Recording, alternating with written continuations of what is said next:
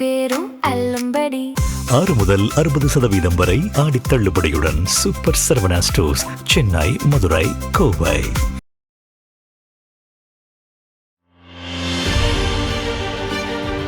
Black and white நேயர்களுக்கு வணக்கம். அரசியல் சூத்திரம் நிகழ்ச்சியில் மூத்த பத்திரிகையாளர் பிரியன் சார் நம்முடன் இணைந்திருக்கிறார். வணக்கம் சார். வணக்கம் சார். தஞ்சாவூரில் விவசாயிகளுக்கு ஆதரவாக திமுக நடத்திய ஆர்ப்பாட்டம், அந்த ஆர்ப்பாட்டத்தில் உதயநிதி பேசிய பேச்சு சர்ச்சையாகி இருக்கிறது. அதற்காக வழக்கு பதிவு. தஞ்சாவூர் போலீசார் சென்னையில் நீலாங்கரை இல்லத்தில் உதயநிதியை கைது செய்திருக்கிறார்கள். அதற்கு முன்னதாக திமுக வழக்கறிஞர்கள் சென்னை உயர்நீதிமன்றத்தில் அவசர முறையீடு செய்து 12 மணி வரை கைது செய்ய வேண்டாம்ன்றது அறிவுறுத்தி இருக்குது அப்படின்னு ஒரு தகவல் ஊடகங்களில் போச்சு. ஆனால் அதற்கு முன்னதாகவே கைது விசாரணைன்னு ஒரு பக்கம் சொல்கிறாங்க, கைதுன்றது தொலைக்காட்சிகளில் போயிட்டுருக்கு. தஞ்சாவூர் அழைத்து கொண்டு போயிட்டுருக்குறாங்க.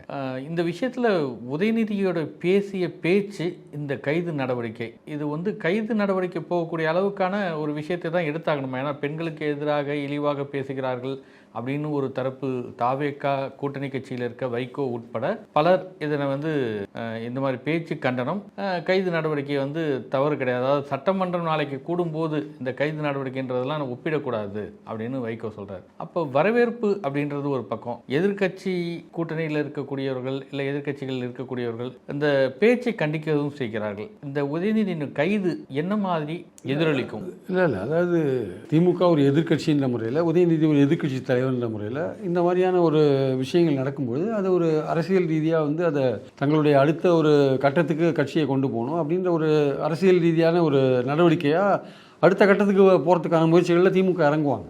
அது தெரிஞ்ச விஷயம்தான். ஆனால் இது கோர்ட்டில் போய் என்ன ஆகும் ஏதாகும் அதெல்லாம் ஒரு கேள்விக்குறியான விஷயம். அவதூறு வழக்கு இது ஆபாசமாக பேசிட்டாருன்னா ஆபாசமாக பேசினது உண்மைதான், அதில் எந்த விதமான சந்தேகம் இல்லை. ஆனால் அவரை கேட்டால் என்ன சொல்கிறார், நான் ஆபாசமான அந்த மாதிரி பேசலை, நான் பேசினது வேறு இடத்துல பேசினேன்னு அவர் சொல்லக்கூடும். ஆனால் அது அவராக தொடர்ந்து பேசினாரா, கூட்டத்தில் ஒரு குரல் வருது, ஒரு நடிகையை பற்றி குரல் வருது, அந்த குரலுக்கு ரியாக்ட் பண்ணுறாரு அவர். ஆக்சுவலாக அது காவேரி சம்மந்தப்பட்டதுன்னு அவர் சொல்கிறாரு. பட் ஆனால் காவேரி சம்மந்தப்பட்டதில் ரொம்ப ஒரு அசிங்கமான ஒரு ஆபாசமான ஒரு பேச்சு அப்படின்றது பரவாயில்ல புரிஞ்சுக்கிற ஒரு விஷயமா நம்ம பார்க்குறோம் நம்ம. ஸோ அந்த அடிப்படையில் தான் இந்த அவதூறு வழக்கு பதியப்பட்டு இவர் இப்போது கைது லெவலில் இல்லை விசாரணைக்கோ அழைத்துக்கொள்ள சென்றிருக்கிறார். நீங்கள் சொன்ன மாதிரி சுப்ரீம் ஹைகோர்ட்டில் ஜாமீன் கொடுப்பாங்களா இல்லைன்றது பொறுத்திருந்து பார்க்கணும். ஜாமீன் கொடுக்கறதுக்கான வாய்ப்புகளும் இருக்குன்றது நம்ம மறுக்கிறதுக்கு இல்லை. ஏன்னா பொதுவாக அந்த அவதூறு வழக்குகளில் ஜாமீன் ஜென்ரலாகவே மேஜிஸ்ட்ரேட்டே கொடுத்துருவார். கொஞ்சம் போனால் ஹைகோர்ட் கொடுக்கறதுக்கான வாய்ப்பு இருக்குது. பேட்டர்ன் என்ன தாவே காட்சியில் பார்க்குறோன்னா, யார் இது மாதிரி ஒரு விஷயங்கள் பேசினாலோ அந்த ஆபாசமாவோ அந்த மாதிரி அவதூறு வழக்குகளில் மாவட்ட செயலாளர்கிட்ட லெட்டரை வாங்கி கம்ப்ளைண்ட்டை வாங்கி அடுத்த நாளே டக்குன்னு அரெஸ்ட் பண்ணுறாங்க. இதுவரையும் 12-13 வழக்குகள் இந்த 3 மாதத்துக்குள்ளே அவங்க போட்டிருக்கிறத நம்ம பார்க்குறோம். நம்ம அதில் பலது ஜாமீன் கொடுத்துட்டாங்க. ஒரு வழக்கில் நீதிபதி என்ன சொன்னார், நீங்கள் வீட்டிலலாம் ரைடு பண்ணிருக்கீங்க, அதெல்லாம் தேவைதானா, கருத்துரை மேலாம் வேணும்னு சொல்கிறார். ஸோ அதனால் இந்த அவதூறு வழக்குக்கு கைது பண்ணணுமா அப்படின்றது முக்கியமான விஷயம் ரொம்ப நாளாக சர்ச்சைக்குரிய ஒரு விஷயமாகவே மாறிட்டுருக்கு. அந்த கைதுன்றது ஒரு பழிவாங்கல் நடவடிக்கை அல்லது அரசியல் ரீதியான நடவடிக்கையாக தான் பார்க்கப்படுது. ஆக்சுவலாக அது நியாயமாக கைது பண்ணணுன்ற அந்த அடிப்படையில் பார்க்கப்படலை. வழக்கு போடணுன்றது கரெக்டாக இருக்குது, கைது பண்ணணுன்றது அரசியல் சம்மந்தப்பட்ட ஒரு விஷயமாக மாறிடுது ஆக்சுவலாக. அதனால தான் இப்போ நாளைக்கு எதிர்கட்சி தலைவர் பட்ஜெட் கூட்டத்தில் கலந்துக்கணும், பட்ஜெட் இருக்குது. அதை நீங்கள் இப்போ அவரை நீங்கள் அரெஸ்ட் பண்ணிங்கன்னா அவர் தன்னுடைய ஜனநாயக கடமை ஆற்ற முடியாத லெவலுக்கு தள்ளப்படுறாரு. அப்போ இன்றைக்கி பார்த்து அவரை அரெஸ்ட் பண்ண வேண்டிய அவசியம் என்னென்னு ஒரு கேள்வி எழுப்பினா திமுக எழுப்பினா, அப்போ ஏன் நேற்று இப்படி மோசமாக பேசினாருன்னு அவங்க தாவே திருப்பி ஒரு கேள்வி எழுப்பாங்க. அப்போ அதெல்லாம் உணர்ந்து கொண்டு அவர் அடக்கி பேசியிருக்கணும்ல, இது மாதிரி சட்டம் தன் கடமையை செய்யும் இல்லை பாயுன்றது அவருக்கு தெரியல அப்படின்னு தாவே தரப்பில் சொல்லக்கூடும். ஆனால் நம்மளுடைய பாயிண்ட் என்னென்னா, அவர் பேசினது ஆபாசமான பேச்சு, அதுக்கு கைது நடவடிக்கை தேவையானது பல தலைவர்கள் வேண்டான்னு தான் சொல்கிறாங்க. கைதையும் கண்டிக்கிறாங்க, பேச்சையும் கண்டிக்கிறாங்க, கைதையும் கண்டிக்கிறாங்க. அன்புமணி போன்றவர்கள்லாம் கைதையும் கண்டிக்கிறாங்க, பேச்சையும் கண்டிக்கிறாங்க. அப்போ இந்த தாவேக அரசுக்கு பொறுமை இல்லையோன்னு தோணுது. ஆக்சுவலாக வழக்கம் நடத்துங்கன்றது அப்போ கைது பண்ணுன்றது அதுக்குள்ளே ஒரு அரசியல் இருக்கிறத நம்ம பார்க்குறோம். அதுதான் இன்றைக்கி பேசப்படுற ஒரு பொருளாக மாறி இருக்குது. அந்த அரசியலில் நீங்கள் நாளைக்கு அசம்பிளியில் அவர் கலந்துக்கூடாதுன்ற ஒரு விஷயமும் சேர்ந்தே வரதை நம்ம பார்க்குறோம் நம்ம. ஸோ இன்றைக்கி அவர் பேசின விஷயங்கள் ஒரு பக்கம் இருந்தால் கூட அவரை நீங்கள் கைது பண்ணது மூலமாக இதை ஒரு அரசியல் நடவடிக்கையாக மாற்றிட்டாங்கன்றது தான் பாயிண்ட்டு. அதிமுகவில் இருக்கக்கூடிய KP முனுசாமி இந்த கைது நடவடிக்கையை கண்டிக்கிறார். அரசு இது மாதிரியான கைது நடவடிக்கை எல்லாத்துக்கும் எடுக்கிறது சரியானது அல்ல அப்படின்றது, சட்டப்பேரவை நாளைக்கு தொடங்கும் போது இது மாதிரி கைது செய்கிறதும் எதிர்க்கட்சியின் குரலை அடக்கும் செயல் ஒடுக்கும் செயல் அப்படின்றாங்க. அதே தான் அன்புமணியும் சொல்கிறார், பிரேமலதாவும் அதை தான் சொல்கிறாங்க. இப்போ சட்டமன்றம் நாளை கூடும்போது சட்டமன்றத்தில் உதயநிதி ஏதாவது பேசுவார், அது வந்து தங்களுக்கு சவாலாக இருக்கும் அப்படிலாம் நினச்சி இந்த கைது நடவடிக்கை அப்படிலாம் நினச்சி அவங்க பண்ணியிருப்பாங்க. இல்லை நாளைக்கு அவங்க மிஞ்சி போனால் என்ன பண்ணுவாங்க, உள்ளே ஏதாவது கோஷம் போடுவாங்க, காவேரி விஷயத்தில் மேகதாது விஷயத்தில் கோஷம் போடலாம், கவர்மெண்ட் எடுத்து கோஷம் போட்டுட்டு வெளியில் வரலாம். மேக்ஸிமம் அதுதான் அவங்க பண்ண போகிறாங்க, வேறு எதுவும் பண்ண போகிறது இல்லை. இல்லை பட்ஜெட் பேப்பரை கீழ்ச்சி போட்டு வரலாம். இதுக்கு மேலே அவங்க வந்து பெருசாக பண்ணுறதுக்கான வாய்ப்புகள் கிடையாது. காவிரி விஷயத்தில் வாய முடிந்தீங்க, ரொம்ப லேட்டாக கேஸை ஃபைல் பண்ணீங்க, மேகதாது விஷயத்தில் நீங்கள் சரியான நடவடிக்கை எடுக்கலை அப்படின்னு பல விஷயங்கள் அவங்க சொல்லலாம். இல்லை பட்ஜெட்டை பார்த்துட்டு பட்ஜெட்டில் எதுவும் இல்லைன்னா பட்ஜெட்டை பற்றி விமர்சிக்கலாம், பட்ஜெட்டை கண்டிக்கலாம். இது ரெண்டு தவிர வேறு ஒன்றும் பண்ண போகிறதில்ல. அதனால் அப்படிலாம் எதிர்பார்த்து பண்ணியிருப்பாங்களா தோணல. பட் வந்து இவர் ஏதோ ஒரு பிரச்சனை பண்ணுவார் நாளைக்குன்னு அவங்களுக்கு தெரியும், ஏதோ திமுக ஒரு பிரச்சனை பண்ணுன்னு தெரியும். ஆனால் அதை வச்சு தான் அந்த கைது அமைஞ்சிருக்கான்னு சொல்ல முடியாது. இந்த கைதுன்றது வந்து நேற்று பேசின ஆபாச பேச்சுக்காக அவங்க கைதுன்னாங்க. அந்த கைது நடவடிக்கை எப்போ அரசியலாக மாறுதுன்னா, நாளைக்கு ஒரு எதிர்க்கட்சி தலைவருக்கு சட்டமன்றம் இருக்குன்ற போதும் இந்த கைது நடவடிக்கை தள்ளுபடி அத்தனை பேரும் அல்லம்படி 6 முதல் 60% வரை ஆடி தள்ளுபடியுடன் சூப்பர் சரவணா ஸ்டோர்ஸ், சென்னை, மதுரை, கோவை. தேவையில்லை என்று சுப்ரீம் கோர்ட் பல அவதூறு வழக்குகளை சொல்லியிருக்கிற போது, ரெண்டாவது 7 வருஷத்துக்கு உள்ள தண்டனைக்குரிய செக்ஷனில் நீங்கள் புக் பண்ணும்பொழுது அது வந்து நீங்கள் வந்து விசாரணை பண்ணலாம், கைது பண்ண வேண்டிய அவசியம் இல்லைன்ற ஒரு விஷயம் இருக்கிற போதும் நீங்கள் ஏன் கைது பண்ணீங்கன்னு வரும்போது தான் இது வந்து பொலிட்டிக்கலாக இந்த விஷயங்கள் மாறதை நம்ம பார்க்குறோம். தாவேகா கவர்மெண்ட் ஆட்சிக்கு வந்ததுலேருந்து நான் சொன்ன மாதிரி 12-13 வழக்குகள் இந்த அவதூறு வழக்குகள் இருக்குது. அவங்க இன்னும் பொறுமையோடு இருக்கலாம். அவங்க வந்து ஏதோ ஒரு வகையில் வந்து பேசுகிறவங்க வாயை அடைக்கணும்னு நினைக்கிறாங்களான்னு ஒரு சந்தேகம் நமக்கு தோணுது. ஆக்சுவலாக வந்து அதுலேருந்து அவங்க வந்து இந்த மாதிரியான போக்கை வந்து அவங்க வந்து விடணும். ஆக்சுவலாக வந்து வழக்கு போடுங்க வேண்டாம்னு சொல்லலை. சுப்ரீம் கோர்ட்டே பாருங்கள், இப்போது இந்த கேஸில், இந்த கரூர் கேஸில் கரூருக்கு போனார் விஜய். அப்போது அங்கே போகிறதுக்கு முன்னாடி ஆதவ் என்ன பேசினார், கரூரில் எங்களுக்கு தீர்க்க வேண்டிய கணக்கு இருக்குன்னாரு. இவர் போயிட்டு அங்கே வேலை கொடுக்கணும் அது இதுன்னு போனார். இவங்க திமுக சுப்ரீம் கோர்ட் போனாங்க. இது அங்கே வந்து சாட்சிகளை இன்ஃப்ளூயன்ஸ் பண்ணும் அதுன்னு சொல்லிட்டு தடை பண்ணணும், போகக்கூடாது அப்படின்ற மாதிரிலாம் விஷயங்களை கொண்டு போனாங்க. பேசக்கூடாது, இந்த வழக்கு தொடர்பாக பேசக்கூடாது. ஆனால் அங்கே போய் அவங்க சுப்ரீம் கோர்ட்டில் என்ன சொன்னாங்க, அவங்க பேசினாங்கன்னா நீங்களும் அவங்க நம்ம என்ன எதிர்பார்த்தோம்னா, ஒரு வழக்கு இன்வெஸ்டிகேஷனில் சிபிஐ இன்வெஸ்டிகேஷனில் போயிட்டு இருக்கும்போது வழக்கை பற்றி யாரும் பேசக்கூடாது அப்படின்னு சொல்லும் சுப்ரீம் கோர்ட்டு நினச்சி பார்த்தா அவங்க என்ன சொல்லிட்டாங்க, பேச்சுரிமை எல்லாருக்கும் இருக்குது, அவங்களும் பேசுகிறாங்க, நீங்களும் பேசுங்க, பேசிட்டு போங்களேன் அப்படின்ற மாதிரி சொல்லிட்டாங்க. அப்போது ஒரு ஆன்கோயிங் கேஸில் இன்வெஸ்டிகேஷன் போயிட்டு இருக்கிற கேஸ்லேயே வந்து பேசுங்க, நீங்கள் பேசுங்க, வெளியில் பேசுங்க, அவங்களும் பேசட்டும், மேடையில் பேசுங்கன்னு சொல்கிற போது இப்போ அந்தளவுக்கு சுப்ரீம் கோர்ட் வந்து லிபரலாக பார்க்கும்போது இந்த மாதிரி மேடைகளில் பேசுகிறதெல்லாம் நீங்கள் வந்து கைது நடவடிக்கை போக வேண்டிய அளவுக்கு அவசியம் இல்லைன்றது தான் என்னுடைய கருத்து. இந்த கைது வந்து பொலிட்டிக்கலாக வந்து திமுக அதை பயன்படுத்துவாங்கன்னா பயன்படுத்துவாங்க. நீங்கள் ஒரு அடக்குமுறையை பயன்படுத்தினீங்கன்னா அவங்க அதை அரசியலாக மாற்றுவாங்க. நீங்கள் ஒரு அரசியலை பயன்படுத்தினீங்கன்னா அந்த அரசியலுக்கு மேலே என்ன அரசியல் பண்ணணுமோ அவங்க அதை பண்ணுவாங்க. ஏன்னா அவங்களும் நீங்கள் 2 வருஷம் கட்சி, அவங்க 73 வருஷம் கட்சி, அவங்களுக்கும் தெரியும் இது எப்படி பண்ணுறது. அதனால அவங்க நீங்கள் 2 வருஷத்துலேயே நீங்கள் நிர்வாகம் தெரியாட்டியும் பரவாயில்ல, இந்த மாதிரி விஷயங்கள் ரொம்ப தெளிவாக இருக்கீங்க. நீங்கள் அவதூறு வழக்குகள் போடுறது, ஏன்னா அதே போலீஸ் தானே, அந்த போலீஸ்க்கு என்ன பண்ணுறதுன்னு தெரியும் இல்லையா. ஸோ ஒரு இண்டிகேஷன் தான் கொடுக்கணும், அரெஸ்ட் பண்ணுங்க பண்ண வேணான்ட்டு. அப்போது அந்த மாதிரி இந்த போலீஸ் பண்ணும்பொழுது இவங்க இந்த கட்சி 73 வருஷ கட்சி, அவங்களுக்கு இதை எப்படி டீல் பண்ணுறதுன்னு தெரியாது அவங்களுக்கு. அவங்க தொடர்ந்து அவங்க 2 எம்எல்ஏக்கள் ஏற்கனவே அரெஸ்ட் ஆகிருக்காங்க. இப்போ மறுபடியும் இவர் அரெஸ்ட் பண்ணிங்கன்னா வந்து அந்த திருப்பி அரசியலாக தான் அவங்க டீல் பண்ணுவாங்க. ஆனால் அதே சமயம் வந்து திமுகவில் வந்து இந்த மாதிரி பேசிட்டு இருக்கிற ஒரு போக்கு இருக்குல்ல, அனிதா ராதாகிருஷ்ணன் இல்லை மார்க்கண்டேயன், அது வந்து அந்த மாதிரி பேச்சுக்களை அவங்க அவாய்ட் பண்ணலாம். நீங்கள் ஆக்கப்பூர்வமான விமர்சனங்களை வைங்க இந்த கவர்மெண்ட் மேலே. இந்த கவர்மெண்ட் ஒன்றுமே செய்யலை காவிரி விஷயத்தில், இந்த கவர்மெண்ட் வெளிப்படைத்தன்மையே கிடையாது காவிரி விஷயத்தில். இல்லை இப்போ தாவேகா அரசாங்கம் அப்படி தான் நினைக்கிறதா, தொடர்ந்து இது மாதிரி பேசி இருக்கக்கூடிய அனிதா ராதாகிருஷ்ணன், மார்க்கண்டேயன், இப்போ உதயநிதி, இப்படின்னா இதை விட்டால் தொடர்ச்சியாக இப்படி தான் போயிட்டுருக்கோம். அதனால் ஒரு அச்சம் வேணும், பயம் வேணும் இந்த அரசாங்கத்தின் மீது அப்படின்னு நினைத்து செய்யலாம்ல. அச்சம் வரும்னு சொல்ல முடியாது, நீங்கள் அச்சம் வரும்னு அப்படின்னு சொல்ல முடியாது. இது வந்து எதிர்மறையாக கூட போகும். தாவேகா வந்து ஒரு ஜனநாயக இது பேச்சுரிமை போன்ற கருத்துரிமை போன்ற விஷயங்களுக்கெல்லாம் இடம் கொடுக்கல, அது வந்து பொறுமை இல்லாமல் இருக்குது அந்த அரசு அப்படின்ற ஒரு எண்ணம் கூட வரதுக்கான வாய்ப்பு இருக்குல்ல. பேச்சை கண்டிக்கிற அதே இதில் சரவாரியாக நீங்கள் தொடர்ந்து ஒரு 10-12 வழக்குகள் இது மாதிரி போயிருந்ததுன்னா அப்போ உங்களுக்கு பொறுமை இல்லைன்ற ஒரு விஷயமும் வரும் இல்லை.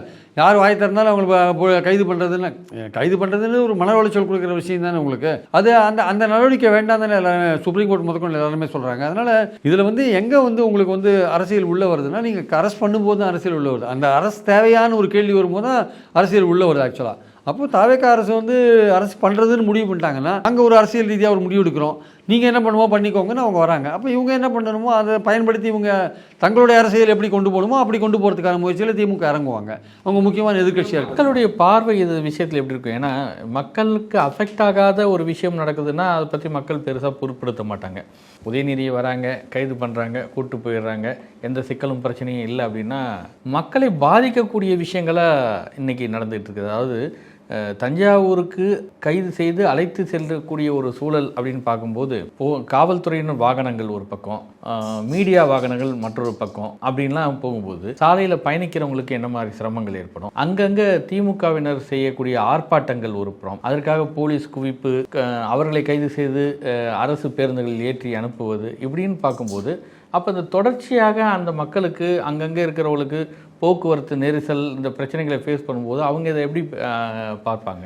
இல்லை, அவங்களுக்கு ஒரு மக்கள் வந்து தங்களுக்கு ஒரு பிரச்சனைகள் வரும்போது, தங்களுடைய வேலைகள் தடைபடும் போது, தங்களுடைய அன்றாட பணிகள் தடைபடும் போது மக்களுக்கு உண்மையிலே கோபம் வரதான் செய்யும். அதில் வந்து சந்தேகம் வேண்டாம். ஆனால் திமுகவினர் வந்து சாலையில் வந்து தான் தங்களுடைய எதிர்ப்பை காமிக்க வேண்டிய அவசியத்தில் இருக்காங்க. அப்போ தான் அது மக்களுக்கு ரீச் ஆகும். இவங்க ஏன் மறியல் பண்ணுறாங்க, என்ன விஷயம்னா அப்போ தான் உதயநிதி கைதுன்றது மக்களுக்கு கொண்டு செல்ல முடியும் ஆக்சுவலாக. அதனால் அவங்க அந்த விஷயத்தை எடுத்துன்னு வராங்க வச்சுக்கோங்க. அதே சமயம் வந்து மற்ற கட்சியை சேர்ந்தவங்க இல்லை ஈவன் பொதுவாக இருக்கிற மக்கள் கூட அவங்களுக்கு ஒரு பிரச்சனை, அவங்களோட பயணம் தடைபடும் போது, அவங்களுடைய வேலைகள் தடைபடும் போது அவங்க கோவப்படத்துக்கான வாய்ப்புகள் நிறைய இருக்குது. ரெண்டு பேர் மேலேயும் ஒரு அதிருப்தி வரும், கண்டிப்பாக வரதுக்கு. இவர் எதுக்கு இவர் அரெஸ்ட் பண்ணணும், தேவையில்லாமல் இந்த பிரச்சனைலாம் எதுக்கு வருதுன்னு கேட்குறவங்களும் இருப்பாங்க. இல்லை இவர் அரெஸ்ட் பண்ணால் தான் இவர் இப்போ அமைதியாக பண்ண வேண்டியது, கட்சிக்காரங்க அமைதியாக இருக்க வேண்டியது தானே, அவர் கோர்ட்டில் என்ன நிவாரணம் வேணுமோ அதை அவர் பெற்றுப்பார், எதுக்கு உங்கள் ரோட்டில் வந்து போராடி மற்றவங்களுக்குலாம் இடைஞ்சல் பண்ணுறாங்கன்னு அப்படி ஒரு எண்ணமோ மக்கள்கிட்ட இருக்கிறதுக்கான வாய்ப்புகள் இருக்குது. ஆனால் நம்மளுடைய பாயிண்ட் எப்படி இருக்குன்னா, இந்த தவேகா கவர்மெண்ட் வந்ததுக்கப்புறம் அவங்க கட்சிக்காரங்க மேலேயே பலவிதமான குற்றச்சாட்டுகள் இருக்குது. அதை பற்றி அவங்க ஒன்றும் கண்டுக்கிற மாதிரி தெரியல. அதுவும் பாலியல் ரீதியான குற்றச்சாட்டுகள் இருக்குது. தேமுதிக பொதுச்செயலர் பிரேமலதா அதை சுட்டி காட்டிருக்காங்க. ராணிப்பேட்டையில் பத்திரிகையாளரை தாக்கிய கபில் ஒரு எம்எல்ஏ, ராணிப்பேட்டை எம்எல்ஏ, அவரை ஒன்றுமே எங்கள் பத்திரிகையாளர்களாக மறியல்லாம் பண்ணி கூட அவரை ஒன்றுமே பண்ணவே இல்லையே. அதே வேலூர் மாவட்டம் பக்கத்தில் வேலூர் மாவட்டத்தில் ஒரு தாவேக்கா நிர்வாகி, அந்த அம்மா பெண் நிர்வாகி, அவங்க என்ன சொன்னாங்க, என்னுடைய ஆபாச வீடியோக்கள்லாம் அந்த மாவட்ட செயலர் எடுத்து வச்சுட்டுருக்காரு, என்னை பயமுறுத்துறாரு அப்படின்னு ஒரு பெட்டிஷனே கொடுத்துருக்காங்க. அது மேலே ஒரு ஆக்ஷனும் கிடையாது. அதே ஸ்ரீவைகுண்டத்தில் ஒரு பெண் தாவேக்கா பெண் நிர்வாகி அவங்களும் கொடுக்குறாங்க மாவட்ட செயலர் மேலே, எம்எல்ஏ, ஒரு நடவடிக்கையும் கிடையாது. அவங்களாம் பாலியல் ரீதியான விஷயங்கள் எல்லாமே, அதில் எதுவுமே அரெஸ்ட் எதுவுமே கிடையாது. இதில் ஒரு அவதூறு விஷயத்துக்கு உடனே மார்க்கண்டையனை பிடிச்சி போடு, அனிதா ராதாகிருஷ்ணன் பிடிச்சி போடு, எல்லாரையும் பிடிச்சி போடு, திமுக ஜென்சி தலைவரை பிடிச்சி போடுன்னு, மாரிதாஸை பிடிச்சி போடுன்னு எல்லாரையுமே பிடிச்சி போகிறதுக்கு ட்ரை பண்ணுறாங்க. அப்போ இவங்க கட்சியில் இவங்க கட்சி ஆதரவாளர்கள் இந்த மாதிரி குற்றங்கள் செய்யும்போது, ஒரு நாகர்கோவிலில் ஒரு லேடி, தாவேக்கா லேடின்னு நினைக்கிறேன், அந்த அம்மா வந்து மாவட்ட செயலர்கிட்ட பேசுகிறாங்க அரசு வக்கீல் பதவிக்காக. அந்த மாவட்ட செயலர் 12 லட்சம் கொடுன்றார். ஒரு எம்எல்ஏ, ஒரு மந்திரிங்க, ஒரு மந்திரி, பெண் மந்திரி, அந்த மந்திரி ஒரு தாவேக்கா நிர்வாகிகிட்ட பேசுகிறாங்க, இன்னொரு நிர்வாகியை பற்றி பேசுகிறாங்க, அவனை ஜட்டியோடையே கொலை பண்ணி போட்டுருவான்னு பேசுகிறாங்க. அப்போ அந்த மந்திரி எப்படி பேசுகிறாங்க? அவங்க மேலே எந்த நடவடிக்கையும் கிடையாது. எல்லாம் வீடியோக்கள் வெளியில் சுற்றிட்டு இருக்கு. இதெல்லாம் வந்து தாவேக்காவோட பேரை கெடுக்கிற விஷயம் இல்லையா? அப்போ இதுக்கெல்லாம் இங்கே அரெஸ்ட்டு. நல்ல வேலையாக அந்த 22 லட்சம் கேட்டாங்க தாவேக்கா ஆட்கள் 2 பேர், டிரான்ஸ்போர்ட், டாஸ்மாக் டிரான்ஸ்போர்ட் வாங்கி தரேன்ட்டு கான்ட்ராக்ட், அந்த 2 பேர் அரெஸ்ட் பண்ணிருக்காங்க 22 லட்சத்தை. ஆனால் அங்கே நாகர்கோவிலில் 12 லட்சம் கேட்டால் மாவட்ட செயலாளர் வக்கீல் வேலைக்கு, அதுக்கு அப்பாயின்மெண்ட், அந்த அரெஸ்ட் கிடையாது. இப்போ இந்த மாதிரி தாவேக்காவை பற்றியே பல விஷயங்கள் போயிட்டு இருக்கும்போது அங்கே அவங்களுக்கு எதுவுமே அரெஸ்ட் பண்ணாத ஒரு பாரபட்சத்தை காமிச்சிட்டு இங்கே நீங்கள் ஒரு அவதூறு பேச்சுக்காக நீங்கள் அரெஸ்ட்டுன்னு ஒரு இடத்துக்கு போகிறீங்கல்ல, அப்போ நிச்சயமாக விமர்சனங்கள் வரதான் செய்யும். ஆக்சுவலாக இது வந்து தாவேக்காவுக்கு ஒரு செட்பேக்கா அல்லது திமுகவுக்கு ஒரு செட்பேக்கா, இல்லை இதில் யார் மைலேஜ் எடுப்பாங்க? இல்லை, இப்போ நாளைக்கே அவர் ஜாமீனில் வந்துட்டார் வச்சுக்கோங்களேன், ஜாமீனில் வராட்டி கூட இன்னொரு 15 நாள்லேயே ஜாமீனுக்கு வருவார். எப்படியா ரிமாண்டில் ஒரு 15 நாள் விட்டாங்கன்னா அதுக்கப்புறம் ஜாமீனில் கூட தான் போகிறாங்க. இங்கே இல்லாட்டி சுப்ரீம் கோர்ட்டில் கூட விட்டுருவாங்க. அது ஒரு 15-20 நாள் ஆகும், அது வேறு விஷயம். பட் அது அந்த இவங்களுக்கு என்ன திருப்தியாக இருக்கும், நான் சரி அந்த 15 நாள் ஒன்று உள்ளே வச்சேன்ல அப்படின்னு தாவேக்கா ஆட்களுக்கு, நீ பேசுறதுக்கு அந்த 15 நாள் போகிறோம் அப்படின்னு அவங்க நினைக்கலாம். ஸோ இப்போ ரிமாண்ட் வைக்கிறத பொறுத்து இருக்குது. இன்றைக்கி ஹைகோர்ட்டில் வந்து ஜாமீன் கொடுத்துட்டாங்க வச்சுக்கோங்க, தாவேக்காவுடைய எஃபர்ட்ஸ் ஃபெயில். அவங்க என்ன நினச்சாங்களோ அவர் ஜெயிலில் போகணும்னு நினச்சாங்க, முடியல. இல்லை இங்கே ரிமாண்ட் கொடுத்துட்டா வச்சுக்கோங்க, ரிமாண்ட் கொடுத்து இவங்களும் ஜாமீன் கொடுக்கல வச்சுக்கோங்க, ஏதோ ஒரு சில பொன்முடி பேச்சுக்கலாம் அவங்க வந்து இப்போ கோர்ட்டு ஒத்துக்கவே இல்லையே, பொன்முடியோட ஆபாச பேச்சுக்கலாம் கோர்ட்டு ஹைகோர்ட் ஒத்துக்கவே இல்லையே, ஜாமீன்லாம் ரிஜெக்ட் பண்ணாங்கல்ல. ஸோ அதுக்கப்புறம் ரொம்ப போராடி தான் ஒரு வெளில வந்ததை நம்ம பார்த்தோம் நம்ம. அதனால் வந்து ஈவன் எஸ்வி சேகரோட பேச்சுக்கே வந்து உயர்நீதிமன்றம் ரொம்ப கெடுபடியான இருந்தாங்க. அது எப்படியோ ஒரு வழியாக செட்டில் ஆகாதே இன்னும் இருக்குது ஆக்சுவலாக. ஸோ இந்த மாதிரி சூழலில் பார்க்கும்போது மன்னிப்பு கேட்கணுன்ற லெவலில் தான் போச்சு அது. அதனால் இன்றைக்கி இருக்கிற சூழலில் பார்க்கும்போது இந்த கவர்மெண்ட் வந்து இவர் வந்து பெயில் கொடுத்துட்டாங்கன்னா கவர்மெண்ட்டுடைய நோக்கம் ஃபெயில் ஆகிடும் ஆக்சுவலாக. இல்லை இவரை வந்து ரிமாண்ட் வச்சுட்டாங்கன்னா ஒரு 15 நாளைக்கு, சரி அந்த 15 நாளே போதும் இவருக்கு இருக்கிற தண்டனை அப்படின்னு ஆளுங்கிறவங்க வந்து திருப்தி அடையலாம். சரி, அந்த தண்டனை இவருக்கு போரும் பேசுகிறதுக்குன்னு நினைக்கலாம். ஸோ இது பெயில் கொடுக்கறது இல்லாத பொறுத்து அந்த விஷயங்களுக்கு யாருக்கு வெற்றி, யார் வந்து நினச்சது நடந்தது, நினச்சது நடக்கல, அந்த விஷயங்கள் அப்படி தான் தீர்மானிக்க முடியும் ஆக்சுவலாக. நன்றி.